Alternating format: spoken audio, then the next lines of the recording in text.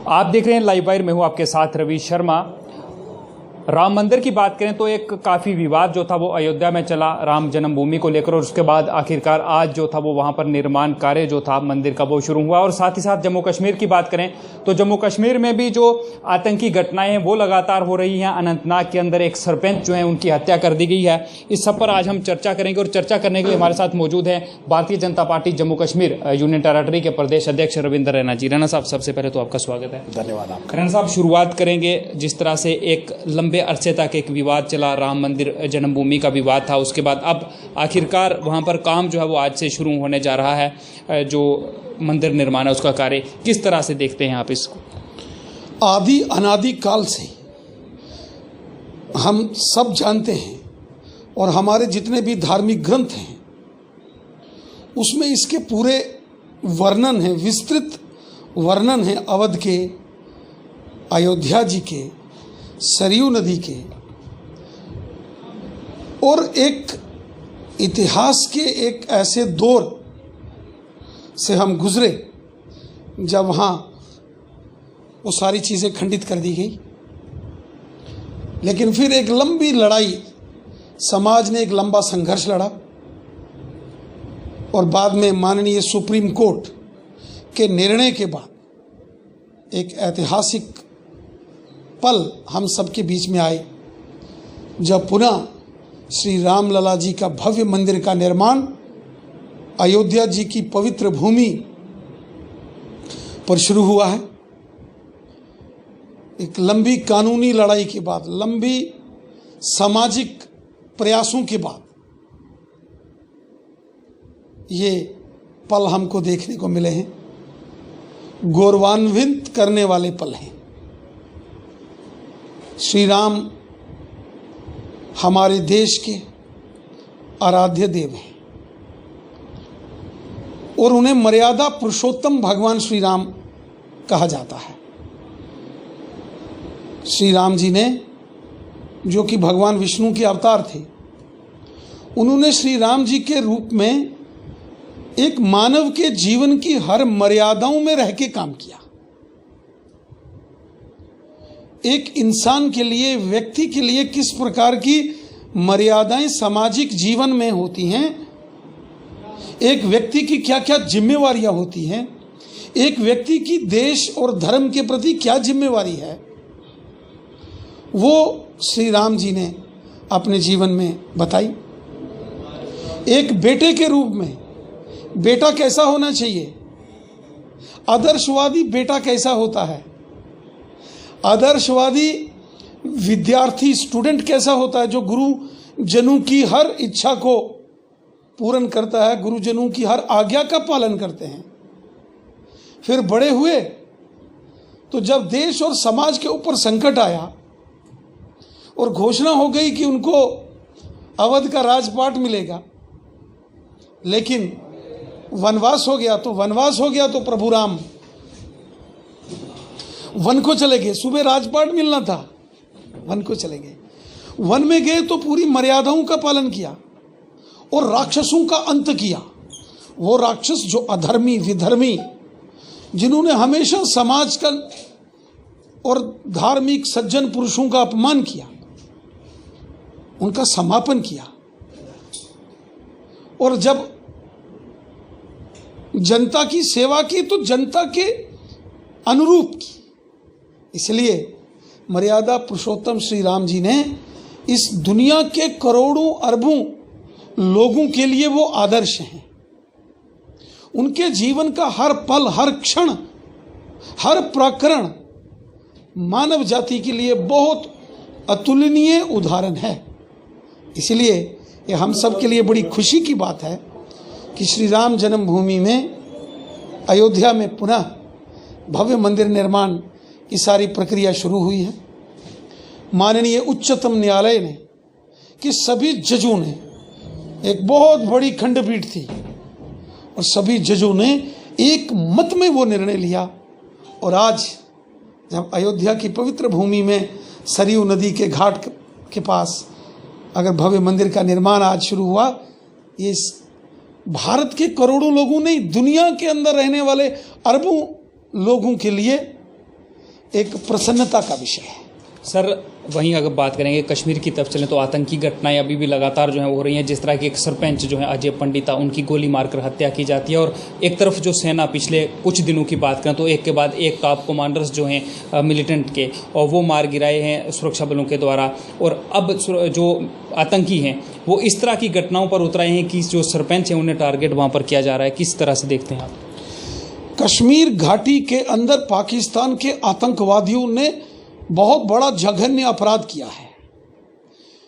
1990 के दशक में पहले ही कश्मीर घाटी से पंडितों को निकाल दिया गया। बंदूक की नोक पर कश्मीर घाटी से कश्मीरी पंडितों को विस्थापित किया गया। कश्मीरी पंडित समाज के बड़े बड़े दिग्गज नेताओं, सामाजिक कार्यकर्ताओं की हत्याएं की गई, महिलाओं का अपमान किया गया, किडनैपिंग की गई, गोलियां मारी गई। कश्मीरी पंडितों को कश्मीर घाटी से बंदूक की नोक पर वहां से भगाया गया।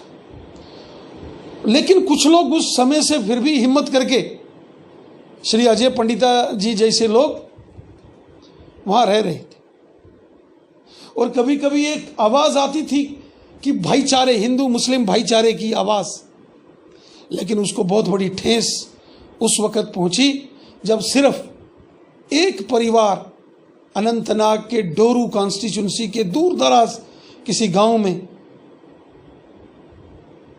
और वो चुना हुआ सरपंच, जब इस तरीके से निर्मम हत्या उसकी की गई, ये मानवता को छलनी किया गया है।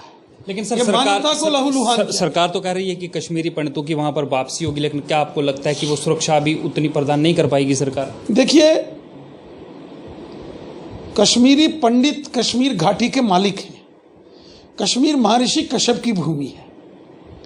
कश्मीरियों को कश्मीर घाटी से इसलिए निकाला कि कश्मीरी पंडित हिंदुस्तानी हैं, और केवल कश्मीरी पंडित ही नहीं, कश्मीर के रहने वाले सिख, कश्मीर के अंदर रहने वाले बहुत सारे ऐसे मुसलमान हैं जो कि पक्के हिंदुस्तानी हैं, जिन्होंने हिंदुस्तान का तिरंगा झंडा बुलंद रखा, उनको भी वहां से भगाया, उनके भी मकान जलाए, उनके रिश्तेदारों की भी हत्याएं की, उनको भी किडनैपिंग की।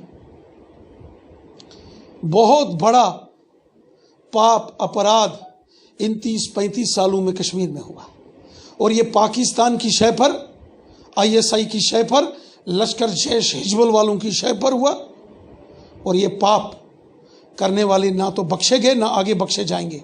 कानून भी इनको माफ नहीं करेगा, और खुदा भगवान भी इनको माफ नहीं करेगा।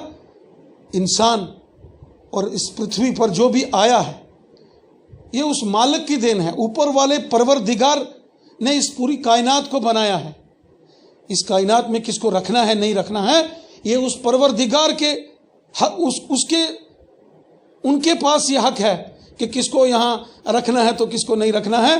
ये बंदूक वाले आके इस किस्म का खूनी खेल खेलेंगे, ये इंसानियत के ऊपर बहुत बड़ा बदनुमा दाग है।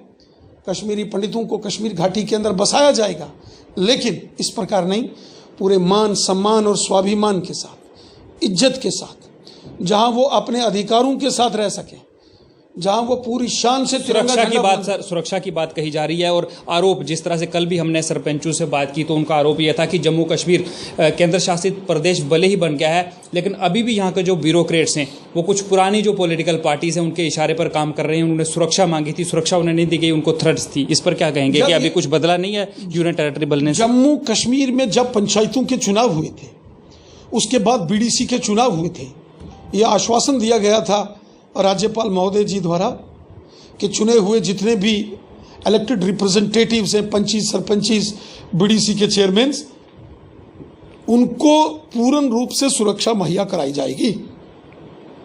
एक शब्द आया था एडिक्वेट सिक्योरिटी, और कहीं कहीं वो दी भी गई है, बहुत सारे लोगों के पास है भी, लेकिन बहुत सारे ऐसे लोग हैं जिनके पास अभी भी सुरक्षा नहीं है।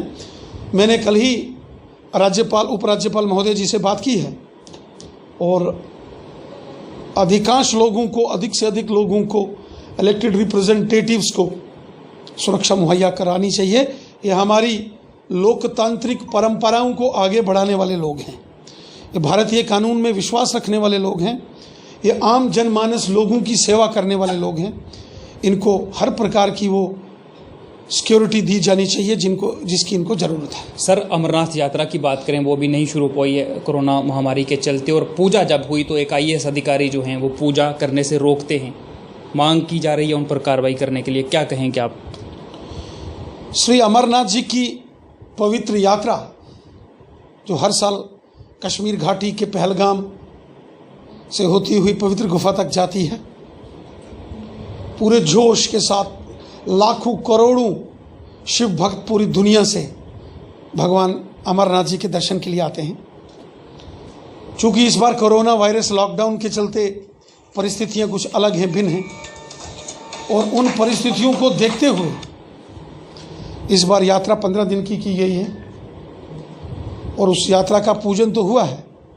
बाकी इस बार यात्रा, जमीनी यात्रा के आसार कम हैं। एयर हेलीकॉप्टर सर्विसेज हम प्रोवाइड करने का पूरा प्रयास करेंगे, जो बालटाल से या पहलगाम से, दोनों रास्तों से जाए।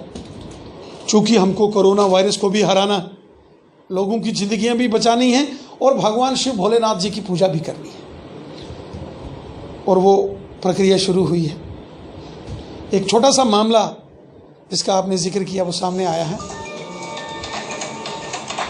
कभी कभी कुछ पैमाने ऐसे बनते हैं, उन पर निर्णय लेने पड़ते हैं, और अधिकारियों के मन में अगर कहीं कुछ शंकाएं हो तो वो अपने सीनियर्स को, उनको ज़रूर कंसल्ट करके ऐसे मामलों का हल आसानी से निकाला जा सकता है, क्योंकि सारी दुनिया चाहती है कि कोरोना को भी हमने हराना है और भगवान शिव भोलेनाथ का आशीर्वाद मिले। सर, 20 लाख करोड़ का कोरोना वायरस को जब महामारी आई थी, उसके बाद प्रधानमंत्री नरेंद्र मोदी जो है उन्होंने ऐलान किया था एक पैकेज का, लेकिन जम्मू कश्मीर के ट्रांसपोर्टर्स की बात की जाए तो वो आरोप लगातार लगा रहे हैं कि उनके लिए इसमें कोई नाम जो है वो नहीं लिया गया उनका।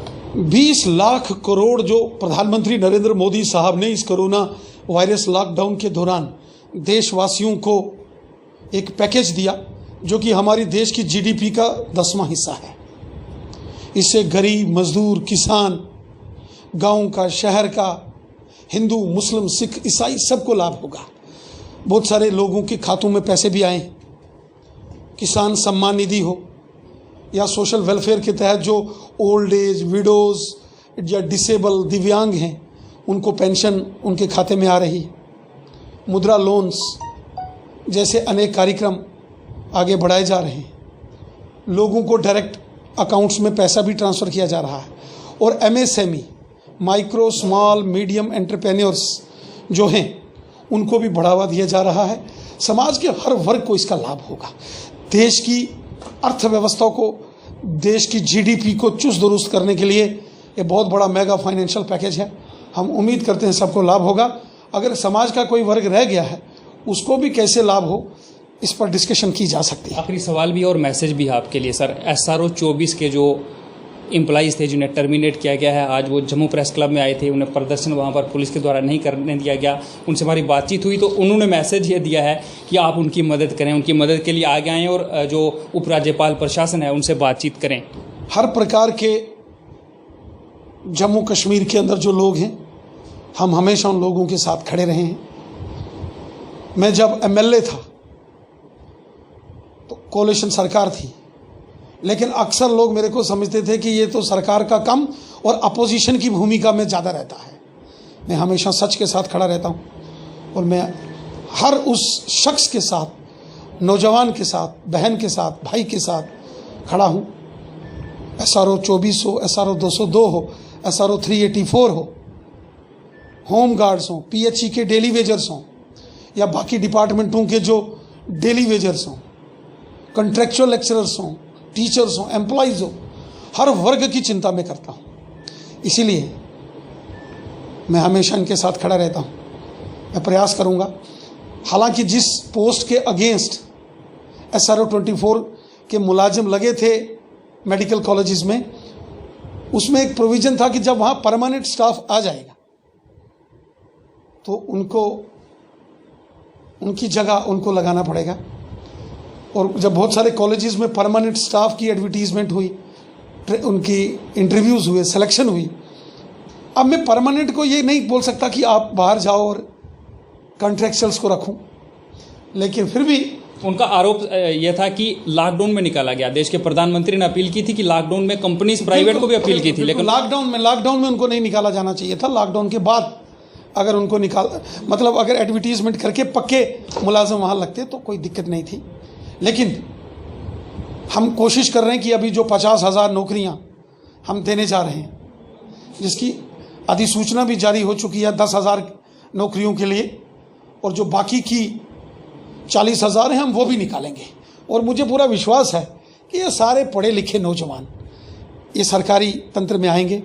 आज जब कोरोना वायरस लॉकडाउन के चलते फाइनेंशियल क्रंच है पूरे दुनिया में और भारत में आर्थिक मंदी है पूरी दुनिया में, उसके बावजूद जम्मू कश्मीर के अंदर अगर सरकारी नौकरियां निकाली जा रही हैं तो अप्रिशिएट करना चाहिए कि जम्मू कश्मीर के लेफ्टिनेंट गवर्नर साहब और हमारे गृह मंत्री अमित शाह साहब जम्मू कश्मीर के लिए बहुत चिंतित हैं। इन सारी समस्याओं का समाधान हम करेंगे। 202 का समाधान कब तक हो जाएगा? ये सारे विषय मैंने आपके साथ डिस्कस किए, इनका समाधान के लिए हम प्रयासरत हैं और जरूर इनका हल करेंगे। आवाज बुलंद करना हमारा काम है। अगर मैं चुप करके बैठ जाऊंगा तो लोगों की, आम जनता की आवाज को कौन बुलंद करेगा? इसलिए हर पीड़ित, दुखित, शोषित की आवाज बुलंद करना, स्टूडेंट, नौजवानों की आवाज बुलंद करना मेरा धर्म है। उनके लिए लड़ना मेरा धर्म है। मैं लगातार अपने लोगों, अपने नौजवानों, अपनी बहनों, भाइयों, बच्चों की आवाज को बुलंद करता हूं, पूरी ताकत के साथ बुलंद करता हूं, क्योंकि मेरे दिल में भी दर्द है। आवाज वही बुलंद करता है जिसके दिल में अपने लोगों के लिए दर्द होता है। मेरे दिल में अपने लोगों के लिए दर्द है, चिंता है। इसलिए मैं लोगों की आवाज बन के पूरे जम्मू कश्मीर में और देश भर में वो मुद्दे उठाता हूं जिनके समाधान से आम लोगों को फायदा होगा। इसलिए मैं इन सब मुद्दों पर बात करता हूं और डंके की चोट पर करता हूं। चलिए, बहुत बहुत शुक्रिया। थैंक यू, धन्यवाद। ये थे हमारे साथ रोहिंदर रैना। राम मंदिर को लेकर इनका ये कहना है कि एक लंबे समय से इंतजार कर रही थी देश की जनता, और अब वो राम मंदिर निर्माण जो है उसका कार्य भी शुरू हुआ है। और साथ ही साथ जम्मू कश्मीर के अंदर जिस तरह से प्रदर्शन लगातार चल रहे हैं, और इनका ये कहना है कि अब उपराज्यपाल प्रशासन जो है उससे बातचीत ये लगातार करेंगे और करते भी हैं। अब देखना यह है कि आने वाले समय में इन लोगों के मामले जो हैं वो हल होते हैं या नहीं। Ravi Sharma, live wire, Jammu Kashmir.